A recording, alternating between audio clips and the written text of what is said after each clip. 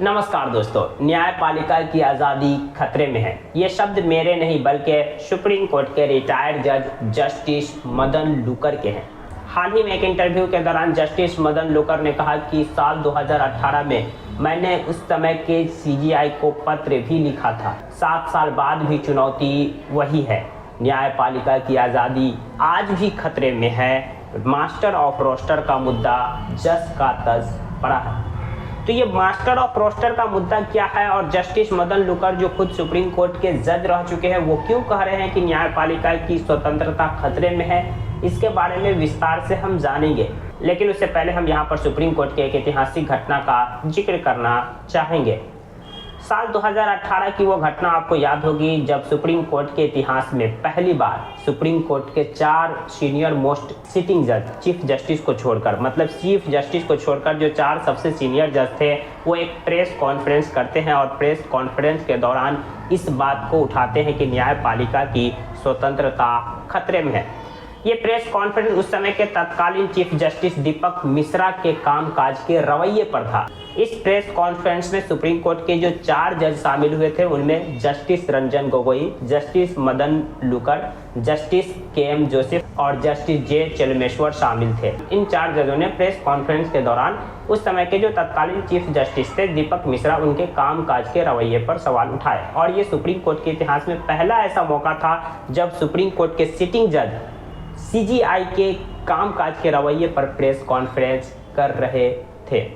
उस समय भी इस प्रेस कॉन्फ्रेंस में जस्टिस मदन लूकर और जस्टिस रंजन गोगोई और भी जो जज शामिल थे जिसमें के.एम. जोसेफ, इन सब ने मास्टर ऑफ रोस्टर का मुद्दा उठाया था। लेकिन यहाँ पर एक दिलचस्प बात यह है कि जस्टिस दीपक मिश्रा के बाद सुप्रीम कोर्ट के जज बनते हैं जस्टिस रंजन गोगोई, जो इस प्रेस कॉन्फ्रेंस में शामिल थे, जो इस प्रेस कॉन्फ्रेंस के मुद्दे से मास्टर ऑफ रोस्टर का मुद्दा उठा रहे थे, जो खुद इस प्रेस कॉन्फ्रेंस के माध्यम से चीफ जस्टिस ऑफ इंडिया उस समय के दीपक मिश्रा के कामकाज के रवैये पर सवाल उठा रहे थे।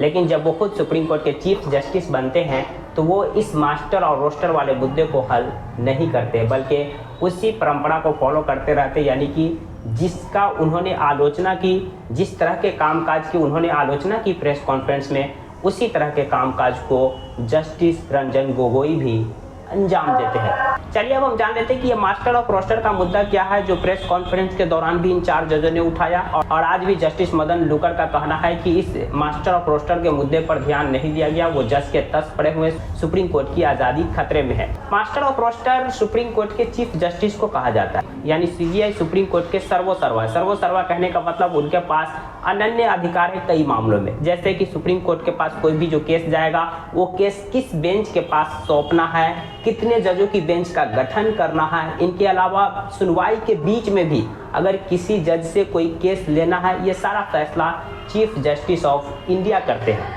इसी पर जो सीनियर मोस्ट जो 4 जज थे उस समय के सिटिंग जज सीजीआई को छोड़कर, उन्होंने प्रेस कॉन्फ्रेंस किया कि जो सीजीआई दीपक मिश्रा थे उस समय के, वो मतलब कि जो इम्पोर्टेंट मुद्दा है, काफ़ी अहम मुद्दा है जो एक सीनियर जज के पास जाना चाहिए, तो सीनियर जज को ना देकर दीपक मिश्रा जूनियर जज को देते, यानी सीनियर जज की अनदेखा करते हैं।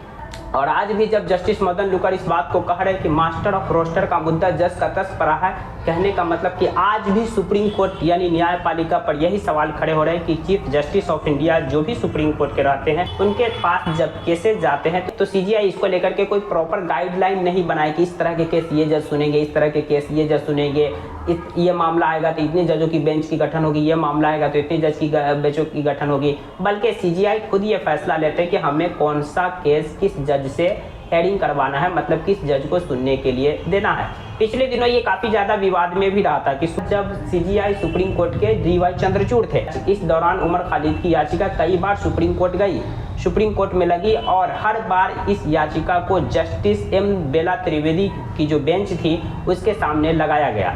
वहाँ पर भी ये सवाल खड़े हो रहे थे कि सीजीआई के सामने जो इम्पोर्टेंट मुद्दे आते हैं, खास करके जमानत से जुड़ा मुद्दा आता है, खास करके मतलब कि सरकार के जो आलोचना करने के कारण उन्हें मतलब कि देश की खतरा बता करके जो जेल में डाला गया है, ऐसा जो मुद्दा रहता है उसे जस्टिस बेला एम त्रिवेदी को सौंप देते हैं, जो सरकार के फेवर में ज़्यादा दिखाई देती है। तो जस्टिस मदन बी लोकर का कहना यहाँ पर यह है कि ये जो मास्टर ऑफ रोस्टर का जो मुद्दा है इसे सॉल्व किया जाना चाहिए। सिर्फ सीजीआई के पास ये अधिकार नहीं होना चाहिए कि कोई भी केस किस जज को देना है उनका फैसला वो खुद सिर्फ अकेले करे, बल्कि इसको लेकर के प्रॉपर एक कॉलेजियम होना चाहिए और ये कॉलेजियम के जो जज हैं वो बैठ कर ये फैसला ले कि कौन सा जो केस है किस जज को देना है, किस जज से कौन से केस की हेडिंग करवानी है नहीं करवानी है। और इसमें भी सबसे दिलचस्प बात यह है कि कई बार ये देखने को मिला है कि सुनवाई के बीच में ही किसी भी जज से कोई मामला ले लिया जाता है और किसी और जज को सौंप दिया जाता है। ये भी पिछले कई दिनों में काफ़ी ज़्यादा विवाद में रहा।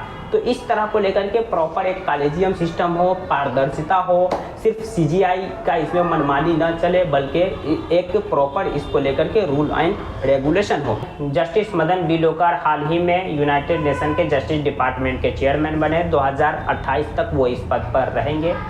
जस्टिस मदन बी लोकर के इस बयान पर आपकी क्या प्रतिक्रिया है? कमेंट बॉक्स को लाइक कमेंट कर सकते हैं। जानकारी पसंद आए तो प्लीज़ वीडियो को लाइक कर दीजिए, चैनल को सब्सक्राइब कर दीजिए। Thank you for watching.